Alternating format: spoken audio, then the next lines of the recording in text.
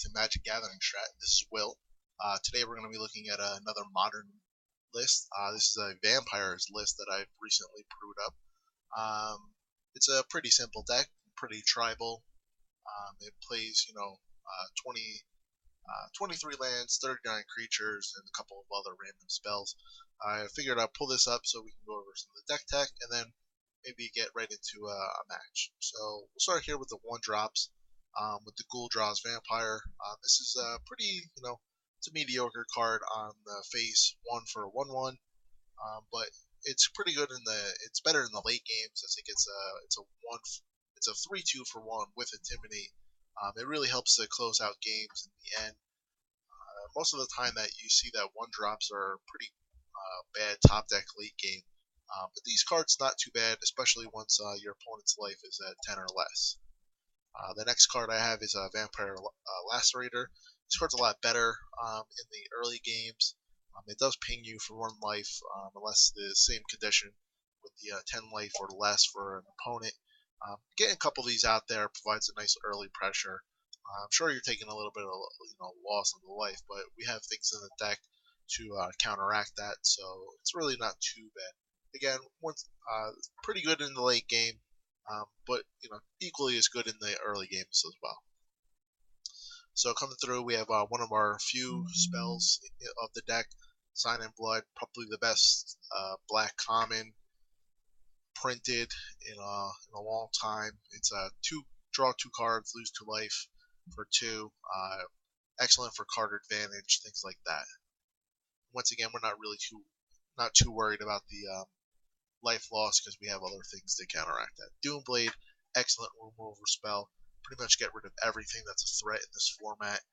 All the Titans, Wormcoil Engine, most of the Eldrazi, things like that. So in the mirror match or the Black Zombies deck, take this out because it's not really that effective.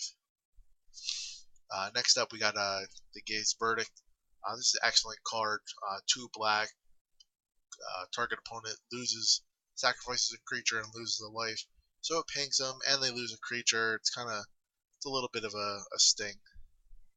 Next up is one of our Premier Vampires deck, Bloodghast. It's a 2/1 for 2, so it's okay.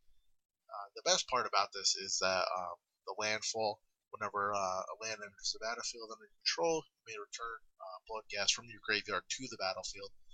This is excellent against the heavy removal decks that can really wipe boards and things like that.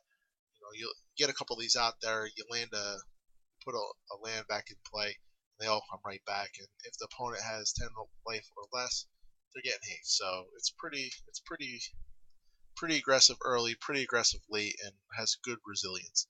Path to Exile, Relic of Progenesis, things like that really wreck this card, but there's only so much that you can do. It's pretty good against red deck wins as well. Next up is Kalista Highborn. She's an excellent card against the same heavy removal decks. Leave some mana open. They try to wipe the board. You can ping them for 2, 4, 6 life even. It's a nice little swing considering that you're about to lose every creature on the board. But that's why I only run a 2 of. She's not that great if you're not losing those creatures. Typically, in the matches where there's no removal on the other side of the board, like Splinter and Twin or something like that, I'll take these out because they're not aggressive enough. Vampire Nighthawk, another one of those premier cards of standard right now. Flying, Death Touch, Lifelink for on a 2/3, 4/3. These cards pretty good at locking up the air. The Death Touch will pretty much have anybody shy away from playing anything in the air and trying to be aggressive with it. It takes out a lot of creature tokens that some of the bird decks might be trying to play. The Lifelink also is really synergistic with another one of the cards we'll get to later, both Vampire Nocturnus and the Bloodline Keeper. Next up is the Gatekeeper. Now I put this in the 3-drop spot because most of the time I'm going to be playing it as a 3-drop. It's a 2/2 for 2 with a single black kicker, and it says when Gatekeeper enters the battlefield, if it was kicked, target player sacrifices a creature. So I get a creature and they lose a creature for 3. That's a pretty good advantage there. It can really help against the hexproof deck or the slipping my mind right now. It's pretty good against almost anything because you can go in there chump blocking with it. You can go in there, take out a creature, take out another creature like John. They're running, the Goblin Guides, Burning Tree Emissary, the lower Experiment ones. You can trade with a lot of those. So a lot of the times, this works out to be a two for one. Moving along, we have a Bloodline Keeper. This is a transform card. This is probably like the premier card I feel for the deck sometimes. It's a 3/3 flying for 4 with the ability to put in for just a tap 2/2 black vampire, and then it has a transform once you have 5 or more vampires on the battlefield, which, as you can see, running 39 creatures in this deck is not too difficult to get. And when it transforms, it becomes a 5/5 flyer, and other vampire creatures you control get +2/+2, and it can still make tokens. So having this out on the battlefield and just laying a whole bunch of 4/4 flying, a whole bunch of 4/4 vampires really helps to seal out a game. Next up is Vampire Nocturnus. This card really good as well, synergistically with the rest of the vampires in the deck. As long as a black card is shown on the top of the library, all my creatures get +2/+1 and have flying. So really helps to bring a bunch of our creatures evasion, and then most of the time once this card hits the deck and there's a couple other vampires on it, the game is pretty close within reach. Malakir Bloodwitch comes in next. She's a 4/4 for 5 flying protection from white, but she's really good when in the later game when you're having 3, 4, 5, 6 vampires on the table. You slap her down. Now you get a 4/4 flying, and you drain life your opponent for a decent amount of life. It could really help swing that match around. So she's a really excellent card. Last, I got a Soren Planeswalker. He's good mostly for his middle ability here, which is target opponent's life becomes 10. Against the White Weenie life gain matchup, this card is just an absolute wrecker.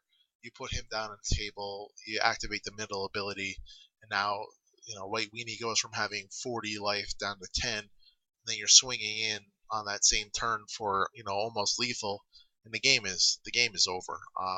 It's also good against the Jund matchup as well, with the top ability 2 damage to target creature or player. Like I said, this takes out Goblin Guides, Burning Tree Emissary. It can help ping Experiment 1. You chump block a Flint Hoof Boar. You hit it with this. You gain 2 life. They lose a creature. It's a pretty good matchup. So over here, I have 3 cards that I'm thinking about splashing red for. Stormkirk Captain. He's a 2/2 for 3 first strike, and other vampire creatures you control get +1/+1 and have first strike. Now this card with the rest of the deck really helps out. I just realized that my creature count is wrong because I have the other 12 creatures on the deck, so we're really only running 27 creatures, but it's still a lot. Okay, so yeah, to give all my other vampires first strike pretty much means against the aggro matchup, goblins, Jund, and the lakes that we're gonna have pretty favorable combat in that regards. Next up would be Olivia Voldaren. She's an absolute beast.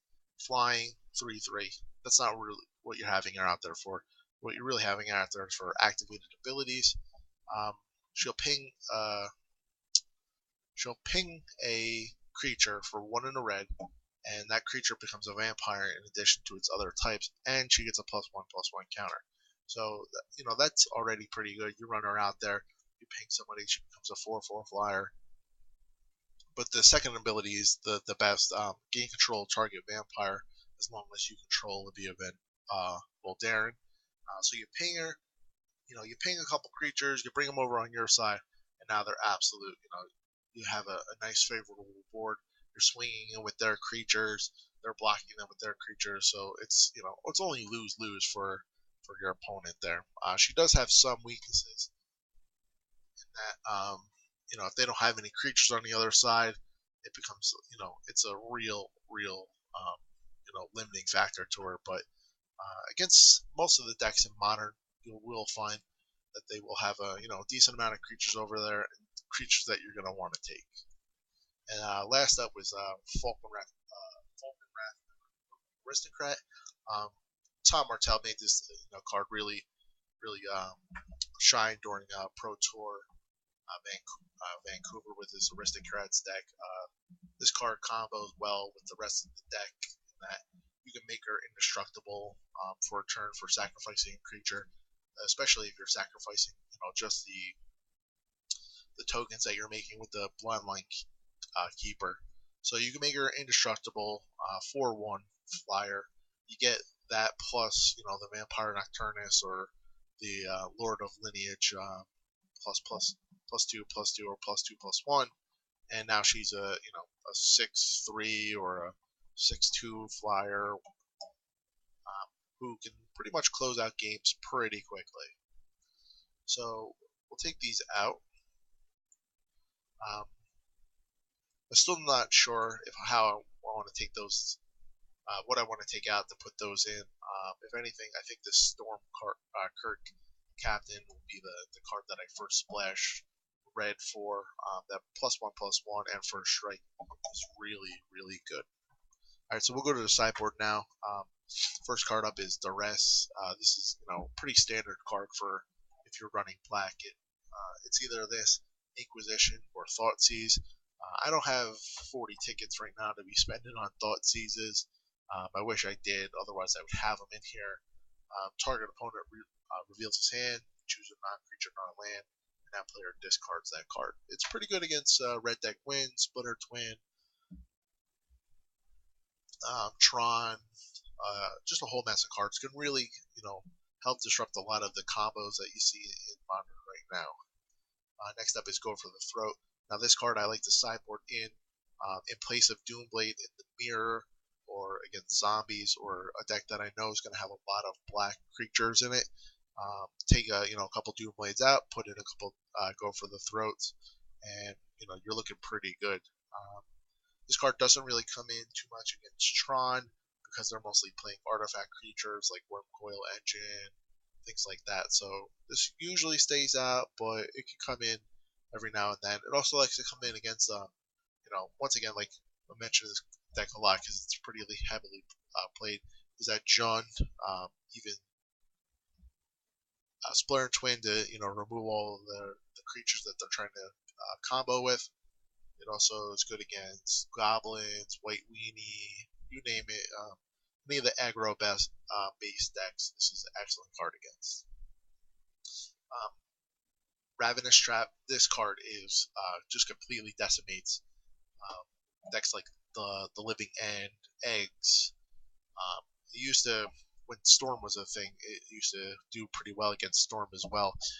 You can cast it as, you can hard cast it, or if they go to put a bunch of, if they're cycling through a whole bunch of cards, or as Eggs would do, just dirtling around, putting cards in, taking cards out. You slam them right as they're about to second sunrise or empty the vaults on you. You put this down there, remove their entire graveyard from the game, and they're usually scooping after that. Next up is Sadistic Sacrament, another excellent card against combo. It's also good against Tron and Splinter Twin, a couple other of the decks that really need their premier cards to really go off. You go, hard cast it for 3, take 3 cards, exile them, shuffle to the library. You can kick it and take 15 cards. I've only ever been able to kick it one time. I mean, 10 mana for this deck is a lot, even running 23 lands. We're trying not to go that late into games, but for even just 3 to go, searching their library for 3 is pretty good in my book. Tendrils of Corruption, another excellent card to get in the aggro matchup, especially red deck wins, burn, things like that, because what you're doing is you're gaining life, you're taking a creature from them, and it's typically a tough swing for them to recover from. So that's the deck. I think we're gonna pause the video here and try to get into a matchup. All right, so we got a matchup here. Got my opening draw. This is pretty aggressive, so I'm gonna go ahead and keep it. We're gonna have a couple of creatures out there by turn 3. So I think this is the definite play that I want to go. And now that I know that it's White Weenie, I'm feeling pretty good about this matchup. So, like I was saying in the when we were going over the deck, that we're going to be looking for the Sorin, so we can get him in there and just ping him right back down to 10 life, and then just completely obliterate him on the crack.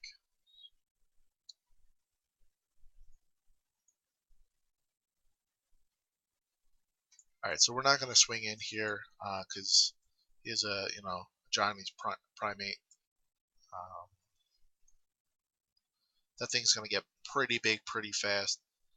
This game 1 might be pretty unfavorable for us, because he's going to come in with pretty high life, unless we can find a Doomblade pretty quickly.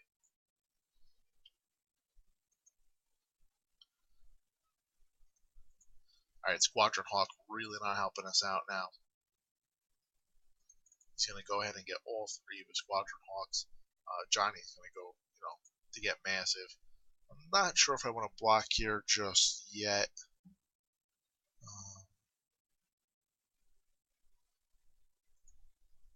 Yeah, I think I'm gonna have to start doing some jumping.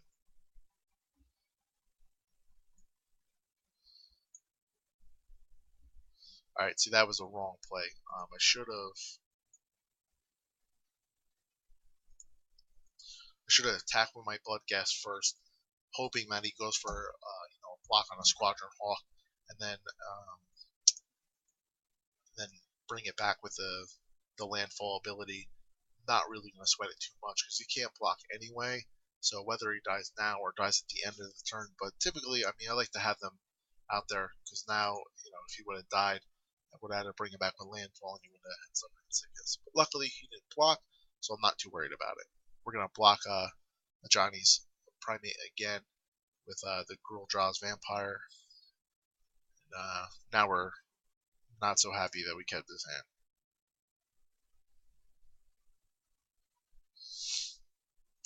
Okay, so I don't know why he would be attacking with the Soul Warden. I don't know if that was a mistake. No, he's definitely going for his hideaway, which could be, yep, not another pure.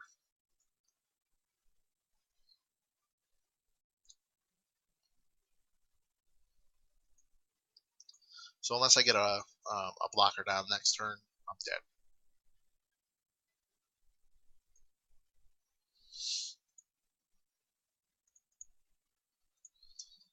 Alright, got a Sign in Blood here. Got the Lacerator. Oh man, got lucky on that one.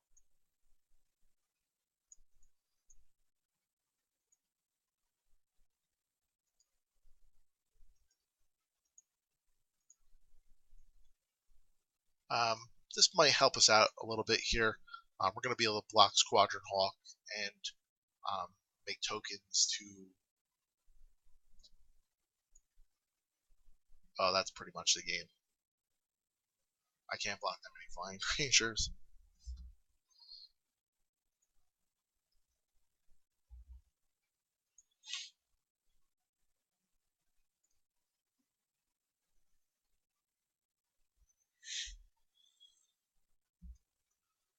I'm just going to go ahead and let this go through, so this way we don't have to mess around.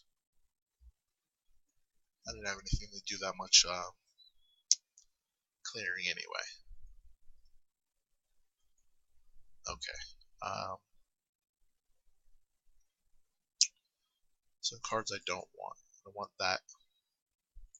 I don't want that. I definitely want my Go for the Throats. My Tendrils.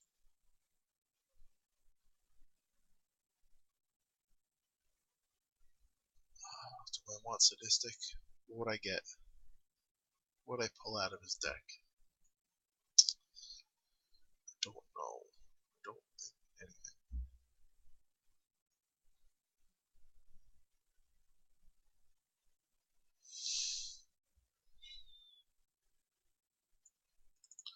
I think we'll take out a Lacerator.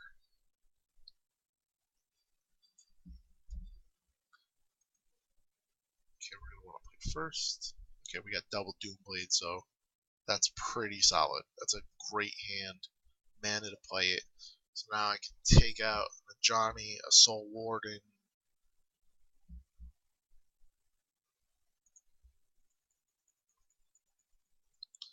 Pretty much stay in good shape. Oh yeah, Soul's Attendant too. Of course, why not?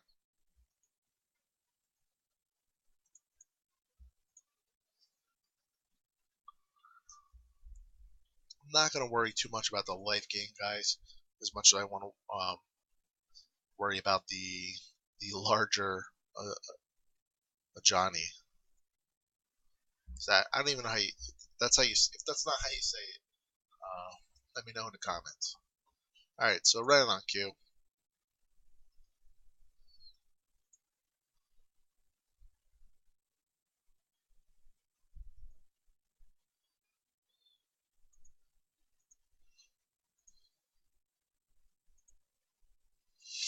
All right, so we'll Doomblade on his turn.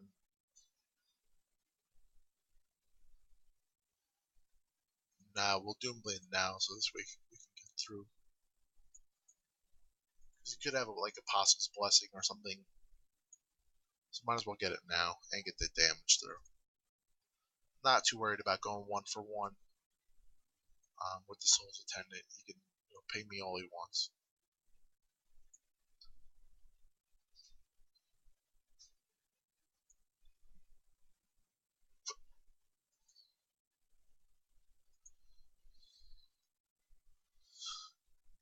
Okay, once again, we're in a rough spot here. We're not getting the land that we need. I was testing the deck out originally with 24 lands. I was getting flooded too often. I cut it down to 22, and I wasn't getting enough lands. And now it seems at 23, I thought I hit a sweet spot, but I'm just not sure about that. I mean, with Sorin being my highest casting at 6,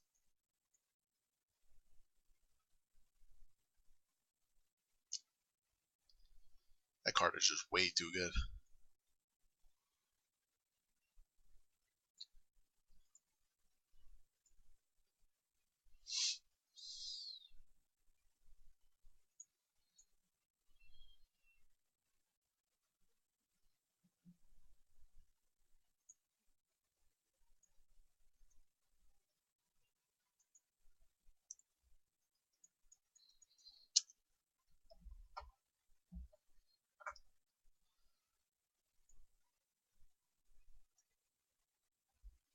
Now a bunch of 2/2s. That's rough.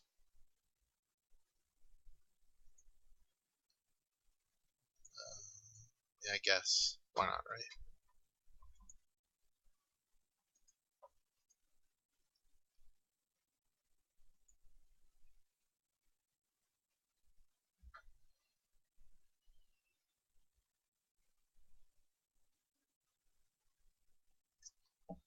Again, Tendrils here for a couple. I don't think putting the Vampire Nocturnus in is going to help us out too much in the end. I think I'll Tendril on his turn.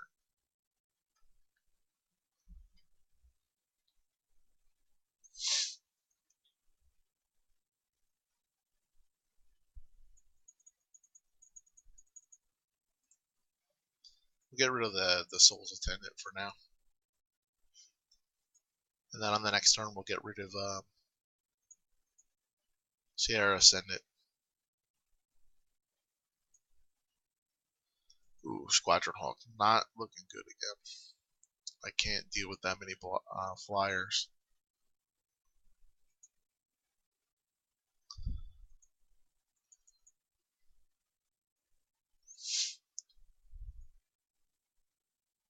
Oh, there's Doomblade.